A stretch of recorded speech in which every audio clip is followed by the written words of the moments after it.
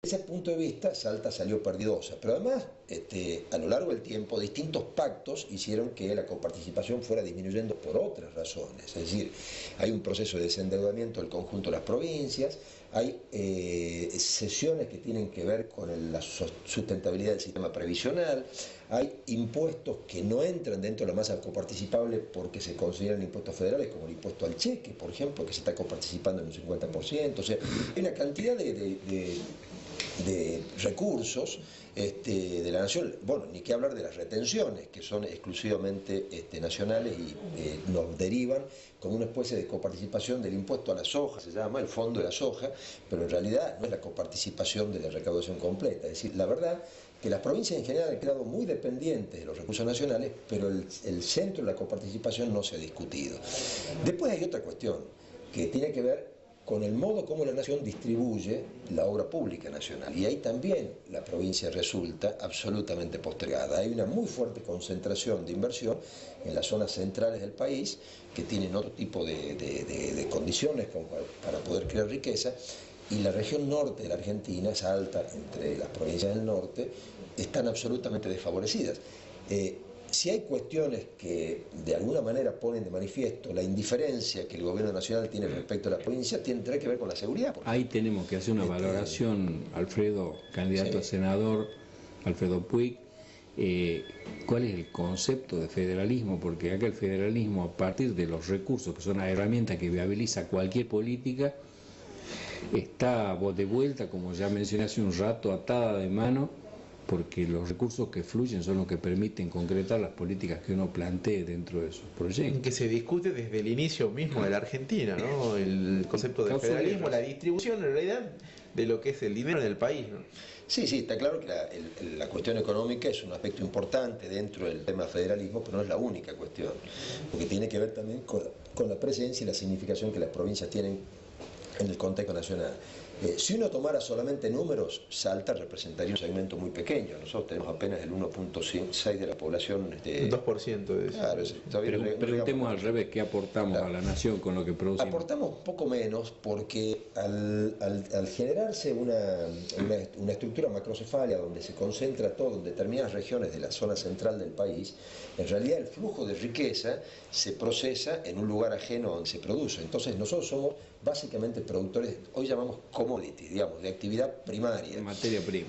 Materia prima. Y la materia prima tiene un valor muy bajo. Es decir, y lo que necesitamos, y con imperatividad, y de esto se habla, pero se ha hecho bastante. Y ahí está el proyecto político, senador, bueno, ahí está o candidato a senador. Precandidato, sí. Lo he hecho ascender yo.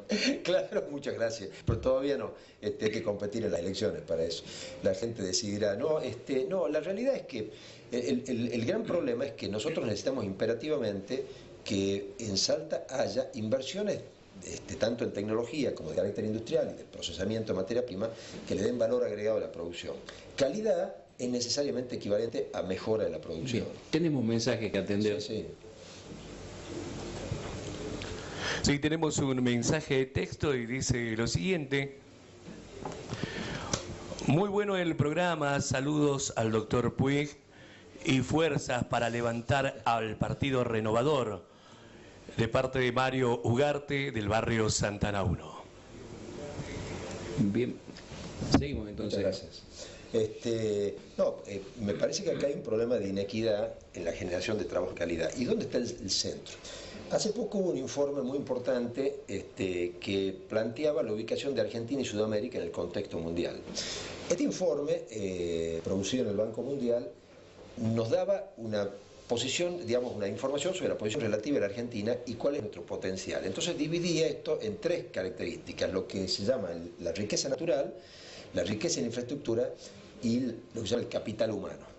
Y cuando uno compara en el mundo, se da cuenta que los países que más desarrollos tienen muy poca riqueza natural y muchísimo capital humano. Y esta es la clave un poco de nuestro atraso. Es decir, si hoy en Salta se instalara una fábrica con alta tecnología que demandara, en definitiva, una masa de trabajadores, un conjunto de trabajadores... Tendríamos que traer otra provincia. No tendríamos capacidad, porque claro, en el fondo la orientación educativa no está atendiendo a la creación de condiciones para que, en definitiva, uno pueda tener esto que decimos, es decir, satisfacer demandas de calidad. Esos componentes que usted cita como trípode, Sí, sí. se complementan si es que tienen en la meseta de esa silla una clase política que pertenezca a un proyecto estratégico, ¿no? Tiene que haber una visión, y esto es lo que yo veo que falta hoy. O sea, esto es un ejemplo que parece tonto, pero me parece ilustrativo.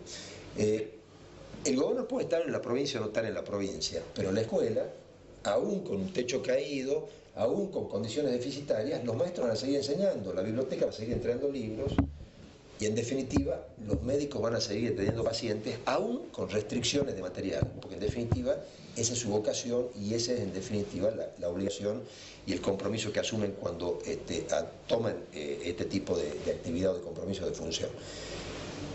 Esto no es lo que cualifica un gobierno, es decir, los planes de vivienda son planes que en general tienen financiamiento asegurado, hay determinadas formas de construcción, entonces se definen planes de vivienda, se sortean las casas, la gente las termina pagando.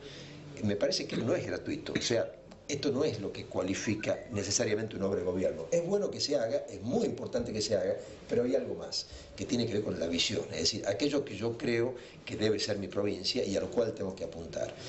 En la gobernación de Ulloa, la visión era integrar a Salta al Mercosur. Entonces la visión era estratégica en el sentido de fomentar las rutas, la integración vial, la discusión por los fletes, fijarnos que Salta y la región se ubicara, el primer tren que en definitiva sale de Antofagasta y llega hasta San Pablo, Brasil, se organiza en esa época con el concurso de los gobernadores del norte de la Argentina.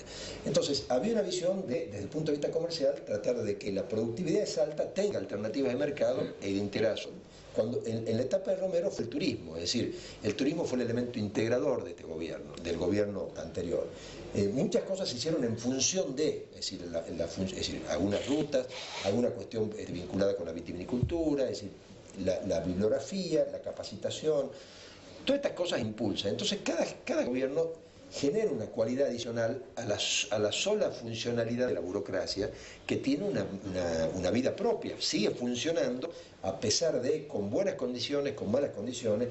Lo ideal es que tenga las mejores condiciones posibles. Entonces tiene que haber algo más. Pero el asunto, central, Alfredo, es ver si eso contribuye a que despeguemos.